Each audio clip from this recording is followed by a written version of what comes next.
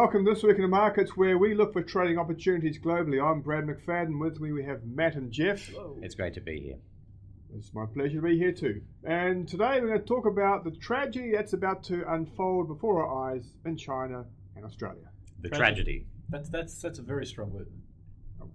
Strong words. What's going to happen? I'm pretty sure of it. Is this related to the credit crunch?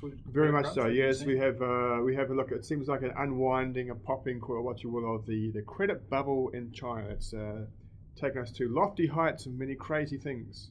So how are you seeing a credit crunch or a credit bubble being popped? What are you looking at and going? I'm really worried. Chibor. Chibor? Try not to bore everyone. Chibor. Okay. That's a promise. Very funny. That's the interbank lending rates? Correct. So interbank lending rates in China have skyrocketed, so liquidity is tightening up. That's telling us that banks in China are becoming scared to lend to one another? Exactly. Very scared to lend to each other, don't want to lend to each other, and maybe they ain't got money to lend to each other. That's what's going on. So it's a liquidity crunch. And we're looking at this right now, this chart here. Yep.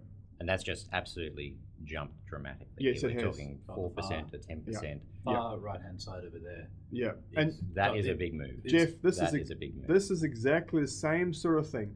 The same sort of thing that happened just prior to the GFC. Was it the same scale? So here we've seen rates double. Well, the short-term lending rates in the US went up sky high. That's what happened. Probably maybe a similar magnitude, but look, if this goes even further, yeah, it's time to really worry. Look, we don't know what exactly is going to unfold, but what we're seeing in here in front of our eyes here is alarming. Alarming. Lots of fear in China. Yeah, exactly. Yeah. And are we seeing any effect in the commodity markets from China not being? Oh yes, we are. We are. Now check out this. So this here, I'm going to bring up now. This is the CCI, okay, which is the old CRB index. It's a big basket of commodities that are equally weighted. 17 commodities equally weighted. So oil has as much impact as cocoa, and all right? Wheat and rubber. And copper, all right? I think rubber's excluded. So, Jeff, being the technical analyst you are, which way is this head? It looks down, like it's going down to me. Looks I pretty don't know if sick. you have to be a genius, but it looks like it's looking pretty sick, as we say. Okay, now that's fine. It looks pretty sick. Now but the big problem is this. If I go back to 1995, right, back to the good old days, it was a long time ago. I just changed the scale here to a log scale, right? So this is global commodity markets we're measuring, not just China. The cost of commodities globally. Now, something happened about where your head is. Yes, and just right there in Apex. The demand just went nuts for commodities. Something's happened. I don't know what. What we know relates to the Chinese economic miracle. True. What caused that? Who knows? My question is in other currency terms. Is it just a strengthening of US dollars here? Well, let's look at what happened in pounds. Ta-da! Bang. That's the same chart, but in pound terms. Yeah. Okay. And we could look at the same chart in, let's say, even Aussie dollar terms. Not as pronounced, but still, it's a lot. The Aussie dollar was rising in the same way. Exactly. Over that time. Now, right, I think the reason for bringing up that chart was to suggest, hey, there's a lot of unwinding to do, even in commodity markets, right? Now, and that there's a sensitivity between what's happening in China and global commodity markets. Get ready to fall off your chairs, lads. Whoa. Look at this.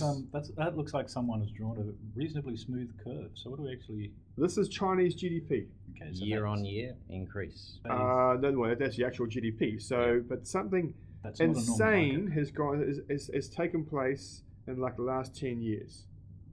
I mean, this is just unsustainable. At some point, it will drop. Things that go up tend to fall down. Exactly, and all these economic miracles all end in tragedy. Interesting if it comes down at the same speed or even faster. Well, who knows? I mean, but look, again, warning bells. First of all, we have a credit bubble in China. It looks like it's unwinding.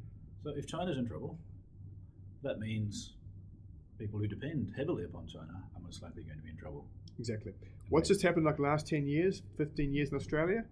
Massive boom. Geared ourselves to supplying whatever China wants. We supply them. We've been shipping lots of Australia off to China. Exactly. We can't even manufacture underpants in this country anymore. We import apples from China. We can't manufacture cars. Well, Ford closed down. Bread from Ireland. flowers from Kenya. I mean, the crazy, it's insane what goes on here.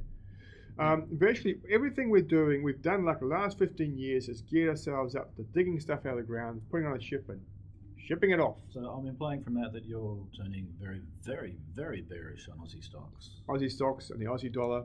You've had a view on this for a little while, though, Yeah. not just today, but recently. Yeah, correct. Yeah. Correct.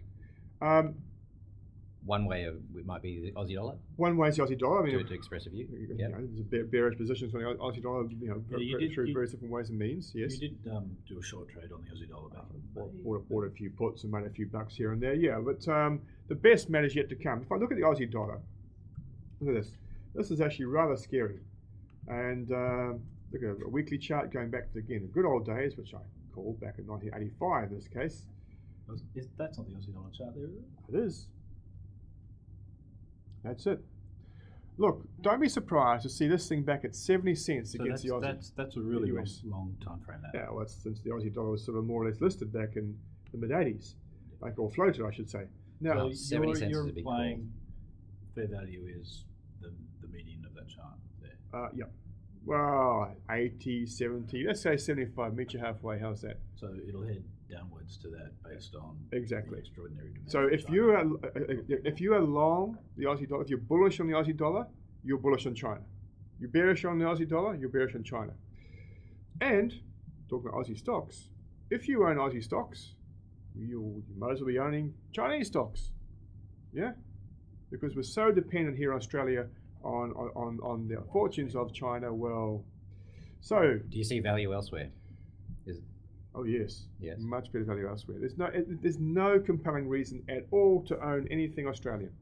That's a pretty big statement. Okay, no compelling reason to own Australian stocks. Put it that way. When you see elsewhere, you think mega caps, you think US. Mega cap stocks, global mega cap stocks, multinational mega cap stocks, so things like, well, things come to mind like Exxon, Johnson Johnson, General Electric, Nestle, Toyota Motors. Even in Europe. Even Europe, yeah. Yeah. The mega caps. Bayer, BASF, list goes on. Right? Okay, so just in summary, Yes, that's your view is bearish China, yes. bearish Australia. By bearish default. Anything Aussie. And you ain't seen nothing yet. Much more downside to come in commodity prices. The Aussie dollar's down. The Aussie dollar downside just getting into gear. China, well, be scared. Good luck. McFadden out. That's bye for me. Bye from me. This Week in the Markets is brought to you by dailytradingreport.com.